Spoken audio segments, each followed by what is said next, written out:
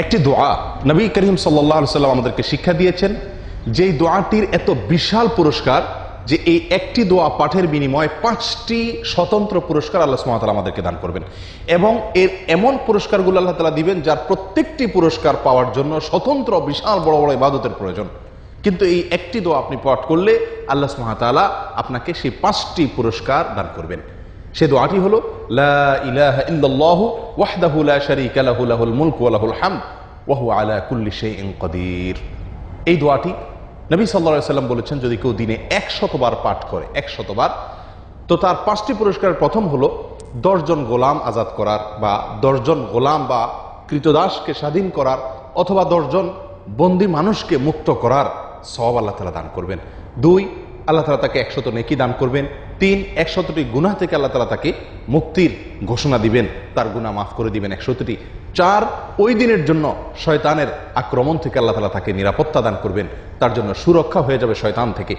Number 5, ওই দিনে আল্লাহ সুবহানাহু ওয়া তাআলার কাছে এই 100 বার এই দোয়া পাঠকারীর চাইতে বেশি আমল নেওয়ার কেউ হাজির হওয়ার কোনো সুযোগ থাকবে না। অর্থাৎ যে যত সওয়াব উপার্জন করুক না কেন, ওই দিনের সবচেয়ে বড় কামাই হবে তার।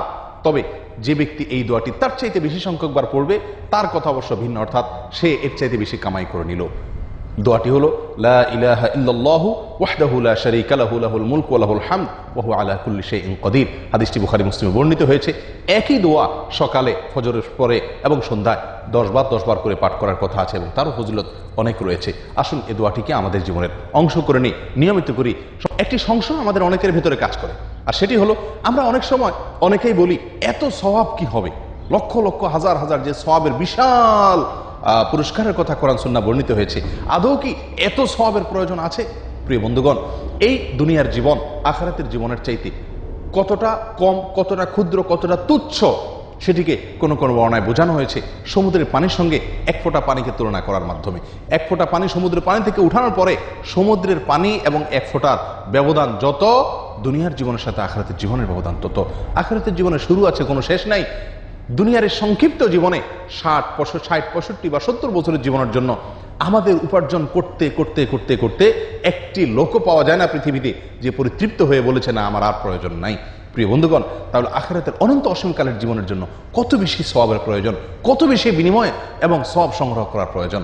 দ্বিতীয় কথা হলো, আখিরাতের এই সওয়াব যেগুলো আমরা সংগ্রহ করছি, আক্ষেপের বিষয় যে অনেক বদামলের কারণে, অনেক গুনাহের কারণে, অনেক ভুল ত্রুটির কারণে সেগুলো নষ্ট হয়ে যায়। নষ্ট হওয়ারও জায়গা আছে। অতএব আপনি অধিক মনে করবেন না এগুলোকে, এবং তুষ্টিতে ভুগবেন না যে আমি তো অনেক সওয়াব করে ফেলছি, আর মনে হয় প্রয়োজন নাই। আসুন বেশি থেকে বেশি এই সমস্ত দোয়াগুলোকে আমরা পাঠ করি এবং বেশি থেকে বেশি সওয়াব সংগ্রহ করার চেষ্টা করি। 100 বার দৈনিক এই দোয়াটি পাঠ করি, 5টি পুরস্কার লাভ করি। আল্লাহ তাআলা আমাদের সকলকে তৌফিক দান করেন, সকলকে ধন্য হওয়ার তৌফিক দান করেন।